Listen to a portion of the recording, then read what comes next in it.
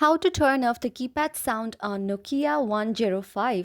Hello everyone, my name is Smile and in this video I am going to show you how you can turn off the keypad sound on your Nokia 105.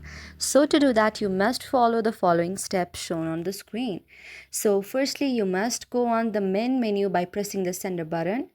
Scroll to the setting option and press the center button to select it. Scroll down to tones and then press on the center button again. Scroll down to the keypad tones and again on the center button to select it. Select off to the switch off the keypad sounds. Now press the back button to exit the settings of the menu. Now you are done. After following the steps, the keypad sounds of your Nokia 105 will be switched off. If you want to switch it on again, then you should switch it on by tapping on the enable option. So that's how you can do it. I hope you liked the video. If you like the video, then please do hit the thumbs up and subscribe button and also comment in the comment section below. Thank you for watching.